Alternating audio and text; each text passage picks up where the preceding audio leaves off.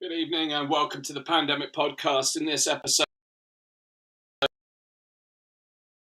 I come to you live the eve before the Labour for Freedom March in London tomorrow on the 25th of September as people from across the UK and beyond come together to march for various reasons: medical freedom, standing up for human rights, civil liberties, and generally challenging government overreach, which has occurred consistently throughout this pandemic. We've seen the rise of authoritarianism and all kinds of state excess intervention. But in the context of this episode, I'm asking, is there a role for protesting? Is there any point? I see, as I post about the protests across social media, I see some really interesting comments, and a lot of people seem kind of frustrated with the protest movement as itself. So message, in this broadcast, I'm going to assess the pros and cons of podcasting, of protesting, and what role it plays in creating social change. So, interestingly, personally, I'll share my personal story. Up until 2020, I'd never been to a protest myself. I'd always been relatively political in terms of my thinking. Even as a child, I had a friend of mine when I was about 8 or 9 years old. He was walking around the playground at primary school with a clipboard doing a survey of what the kids' political leanings were as a child. He was doing like an opinion poll in the playground. He was a hyper intelligent kid, but I was walking around with him as his political aide. And then as a teenager, became quite interested politically / frustrated politically. And ever since, I've been engaged in political matters, but I'd never been to a protest, never felt strongly enough about any particular cause, and I found other ways to contribute to social change. But in 2020, I was inspired to attend my first protest around these particular issues stemming from the pandemic. Felt compelled not only to raise my voice, but to go and participate in a demonstration to make it clear. And I remember at the time going through a thought process in my mind, because the moment you make a decision to take a stand for something, you're moving off the sidelines. You're taking a concrete step forward. You're kind of drawing a line in the sand, putting a fork in the soil, and saying, "I'm about to dig here, and I'm going to make change." I went through this kind of almost crisis of identity inside of myself, thinking, up until now, I've used entrepreneurship and different methods of affecting change. Do I now want to go down this road of activism? Is this who I am? And this is honestly a conversation that took place inside my own head, and decided that no, I had to. This is such an important issue of magnitude, that yes, I had to embrace this idea of becoming an activist. And once I made that decision, that I would take on that identity of an activist, as an activist leader, that was a point of no return. So everyone follows their own path towards activism, and many people will reach a point in their life where they care deeply about an issue and want to find a way to create change or to take a stand for or against something. And protesting is one of those means or methods of taking a stand. And of course, protesting takes many different forms, from marches to rallies, demonstrations, sit-ins. There's a whole variety of protest methodology. And each of them have different merits. But ultimately, the role of the protest is fundamentally to raise awareness of a key set of issues and to unite people around those issues. I think one of the common misconceptions of protests fundamentally is I think there's a false expectation that the protest itself is going to be the root of change. It may be on the pathway to change. It's a pathway of resistance. But protesting in of itself rarely creates the change. But what it does do is unite people around a common cause. And I want to unpack that a little bit, because that in itself is a very, very important process or part or component of change.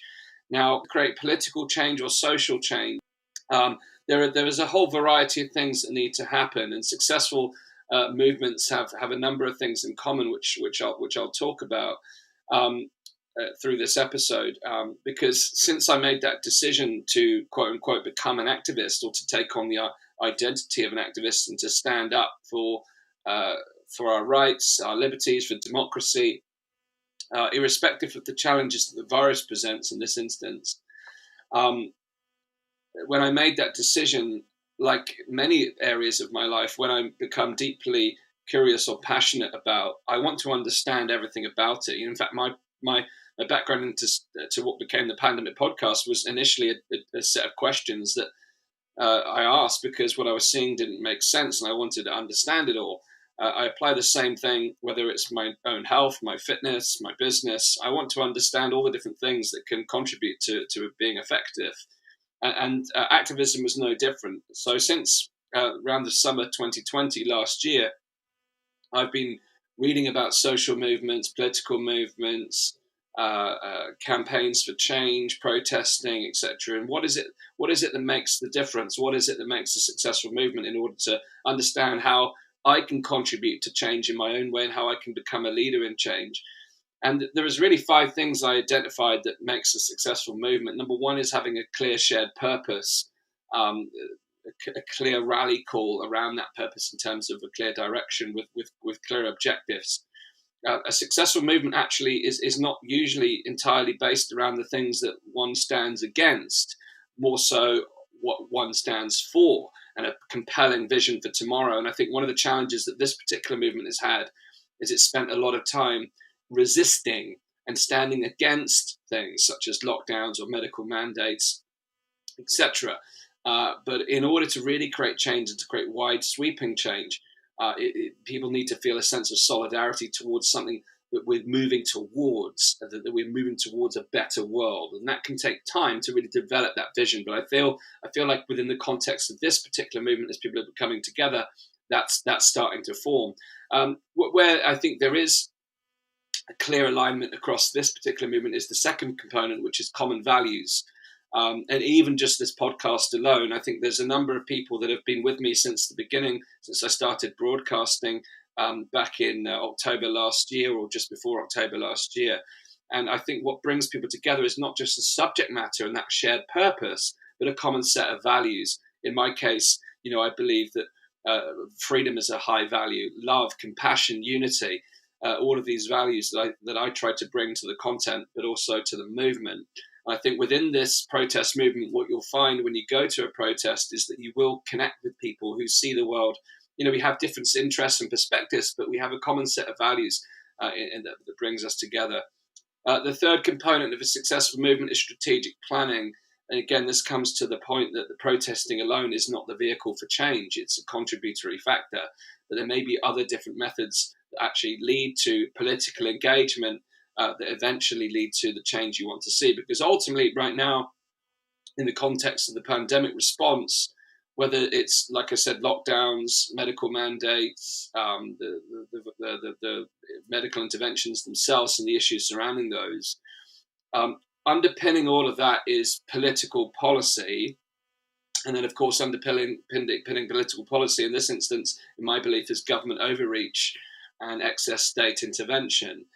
So, strategic planning in this context requires us to look at, okay, well, what are the mechanisms for change, and how do we actually overcome this situation that we find ourselves in? Because recognizing that the protest itself isn't going to actually engage necessarily with the politicians that are responsible for making the decisions.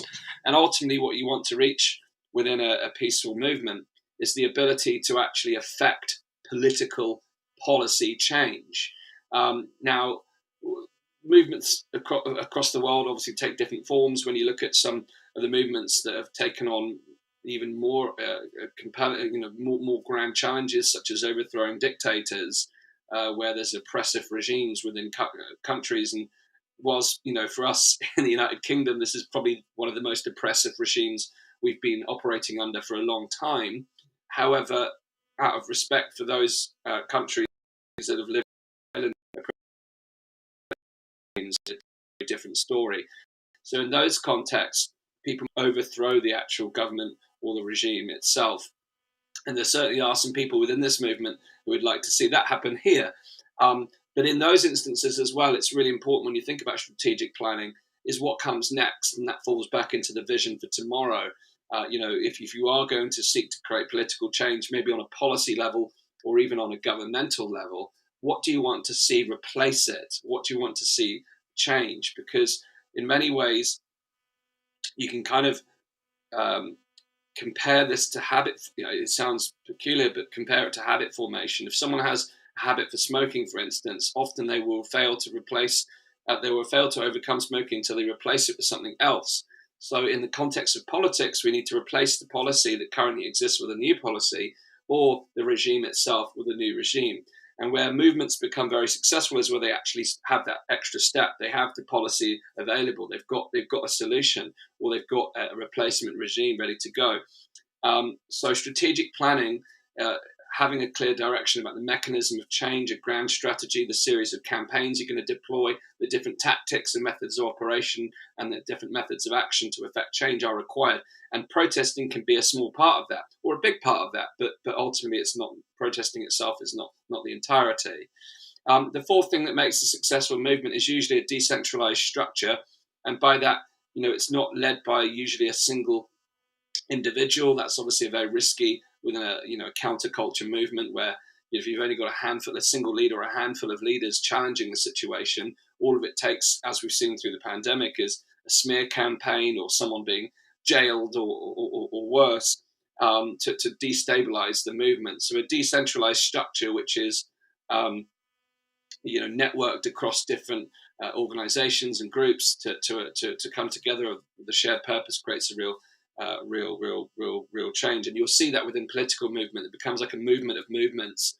This weekend in London, I think there's 5 or 6 different groups coming together to collaborate upon the formation of this particular demonstration under that kind of decentralized approach. And the last thing, number 5, is coordinated action. And again, coordinated action isn't limited to protests. Really, in order for a protest to be successful, there must be some onward action that follows.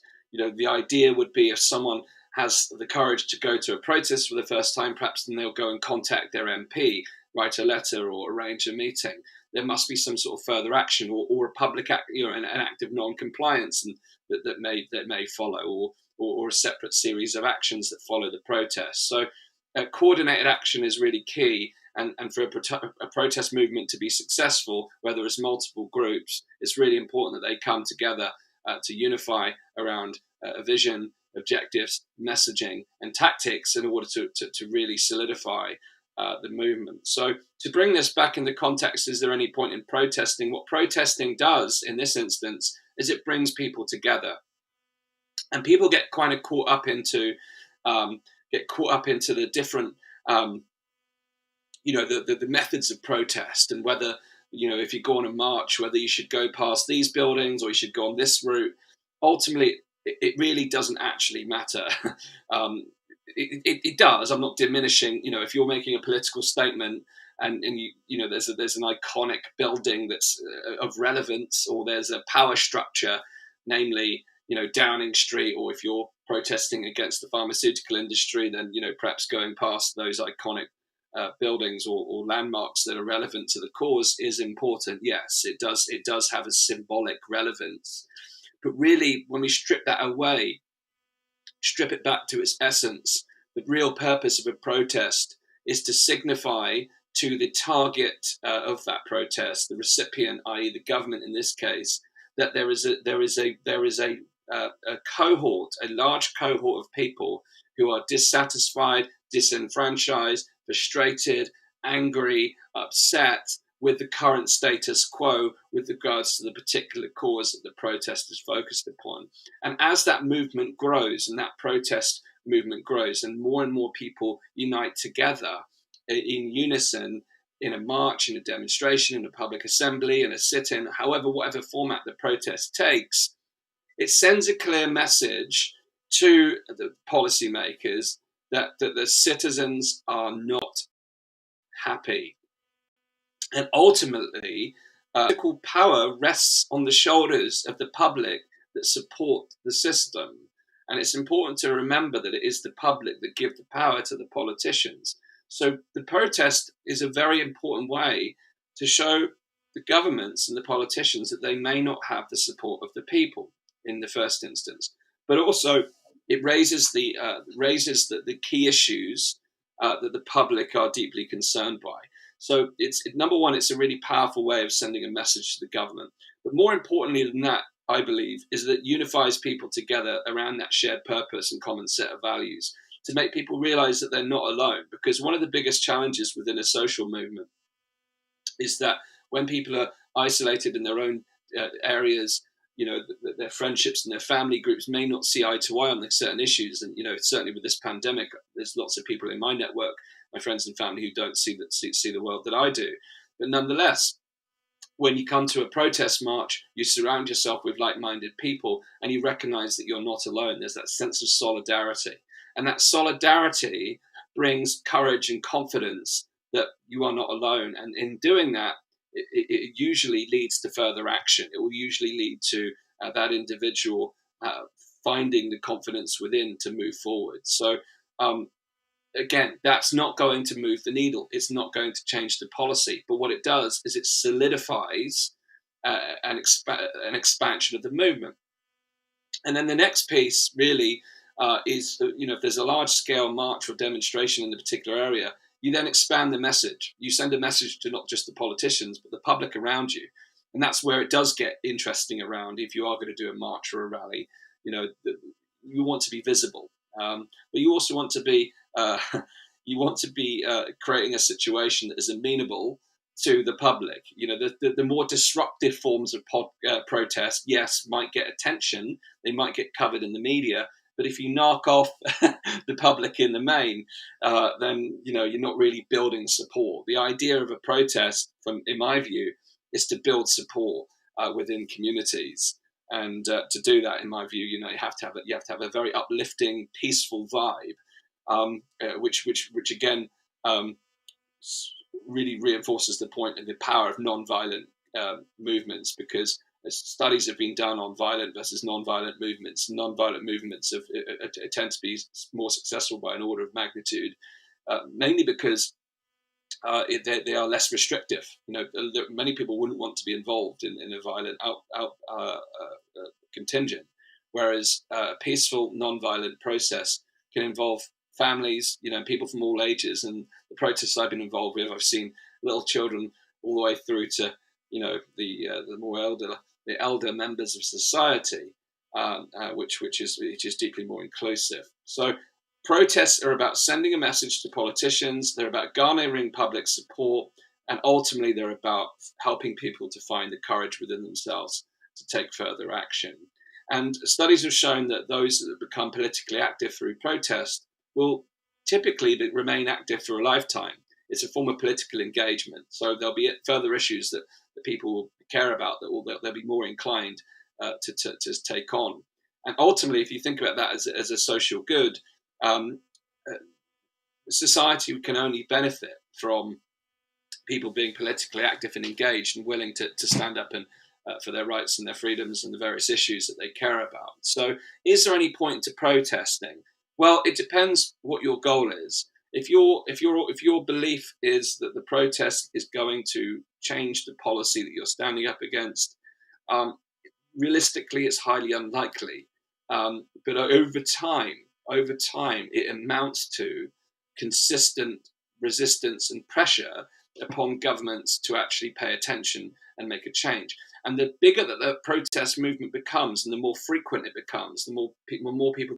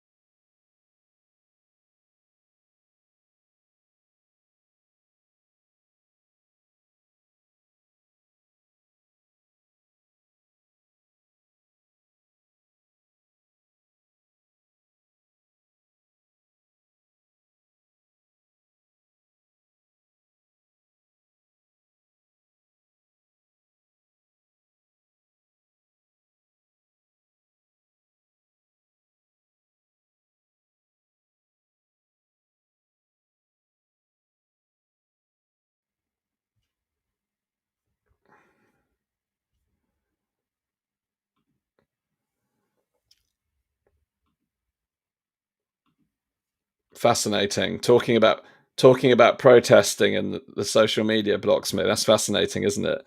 I'm trying to.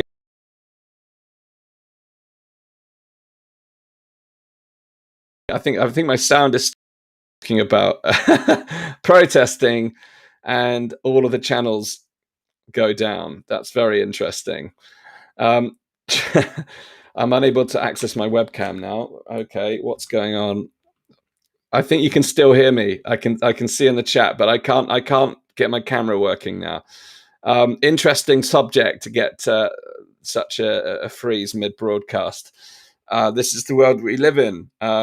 You can hear me, but you can't see the content. Okay, no picture. Well, I'll take it to the point where we wrap up. If you want a reason to protest, I mean, I don't know if I'm being live censored or whether someone is fiddling with my broadcast because I'm talking about an issue that could lead to profound change. But we have seen a grievous censorship over the last 12 to 18 months. We've seen dissenting voices smeared and taken down. And that alone, for me, is a reason to protest. And yes, we have a problem with a serious virus. We have a health crisis that has caused harm. But ultimately, we're also facing a free society in crisis, and a health crisis that has led to a crisis of crises: the loss of fundamental rights, freedoms, and values, the erosion of democracy, and the rise of authoritarianism, government overreach and excess state control, the lack of government accountability and transparency, the manipulation and misrepresentation of the facts by governments and scientific experts, a campaign of fear by governments and the controlled mainstream media, unethical behavioral manipulation and coercion of compliance, digital censorship and violations of freedom of speech, which you may have just been experiencing, the loss of privacy and the rise of a surveillance state, the politicization and suppression of science, the corruption, the conflicts of interest, and the cronyism within governments, the undue influence of technocrats and philanthropic capitalists who are inflicting their visions of the future upon the society. There's plenty of reasons to protest. You know, there's this idea that a health crisis creates this sense of immunity to standing up for what is right. Unfortunately, we've seen in Australia the recent protests where peaceful protesters have been open fired upon with rubber bullets. This is not a free society. There is no reason why a health crisis should diminish our fundamental rights, freedoms, and democracy itself. So, is there any point in protesting? My fundamental conclusion is that we do not have a choice. It's a responsibility. It's not an opportunity. It's a responsibility for the citizens of this planet, this country, to stand up for the principles of a free and open society in order to preserve our civil liberties, human rights, and democracy itself. And that is not at the expense of the collective interests of working amongst society for the good and the betterment of a society and the world around us. It's not at the expense of the collective interests of protecting one another. It's actually in conjunction with it. Both can coexist. Individual rights and freedoms perfectly coexist with the collective interest, like night perfectly coexists with day, like the arm and the leg are essential parts of the body's ecosystem. They're both equally important. So it's not an opportunity to protest. It's a responsibility, I believe, right now. The world is in crisis, and it's up to us to ensure that we stand up and preserve and uphold those rights and freedoms that have been fought for and defended for millennia by our forebearers. And it's down to us now. The mantle is in our hands. So is there any point in protesting? Can you expect anything to change off the back of the protest? Not instantly, no, but you are playing a part of change. So apologies that we've lost the visuals of this broadcast. I don't know what happened. Funny things happen when you talk about contentious subjects these days on social media. So we've got a social media blackout here. But yes, is there any point in protesting? Yes, there is. It all helps to move the needle, and we all have a part to play. So if you're in any doubt whether you should attend the protest in London this weekend, hopefully this broadcast has given you some inspiration to play your part in your way, whether it's in London or any other part of the UK, your part of the world. Find a way to contribute to change. Find a way to contribute to the causes that you care about. Here on the Pandemic Podcast, I'm talking about civil liberties, human rights, and democracy, and the principles of a free society. But whatever it is that you care about, find the courage and the power within to know that you yourself, when you unite with others, you form a cause that is set in motion that can only create positive change when done peacefully, with love, with compassion, with empathy, with care, with due diligence. You can make a change. So in conclusion, yes, there is always a point in protesting, but remember, it's a part of a process. It's part of a strategic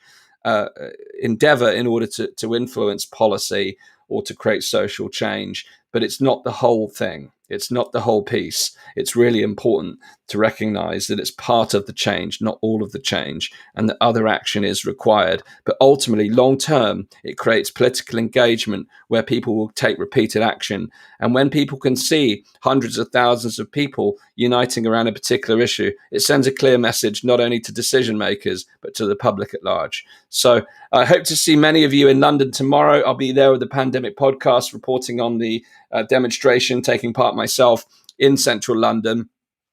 Please do come and say hello. I look forward to recording and filming much of the event tomorrow where I can. The protests have got so big now that it's like being at a music festival back in the day where you're trying to text your friends and the networks are jammed because there's too many people there. So I hope that I have enough signal to broadcast tomorrow. But nonetheless, I'll be capturing footage and playing my role in this particular protest. So apologies that we lost the visuals again on this one. Funny business has started to happen when I started talking about protesting and the role of protest and social change. Is it a coincidence? Maybe. I don't know. But nonetheless, I hope to see you tomorrow in London. Good night to you. Have a wonderful evening. And thank you for tuning into this broadcast. And apologies again that we lost the picture. I'll see you next week for our next broadcast. Or tomorrow, in fact, broadcasting live from London. All right. Peace.